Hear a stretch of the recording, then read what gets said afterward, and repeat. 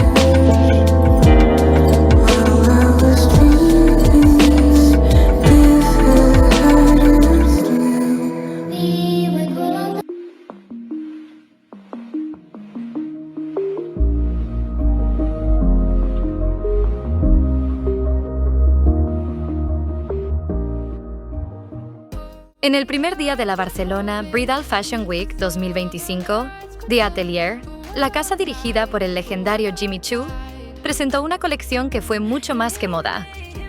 Fue una experiencia onírica. Su propuesta, titulada Luminous Reverie, nos sumergió en un universo donde la memoria, la emoción y el tiempo se entrelazan en forma de arte nupcial. La colección se divide en 4 líneas temáticas: Rainbow Pandora, Dark Magic, Classical Revival y Enchanted Odyssey. Cada una representa una faceta del alma femenina, desde la luz interior y la fantasía, hasta la fuerza oculta, la elegancia clásica y la conexión con lo eterno.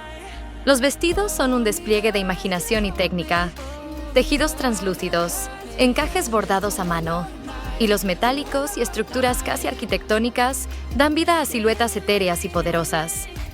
Algunos modelos evocan jardines encantados, con campos de margaritas bordadas, mientras que otros recuerdan antiguos mosaicos en miniatura, como piezas rescatadas de un sueño antiguo.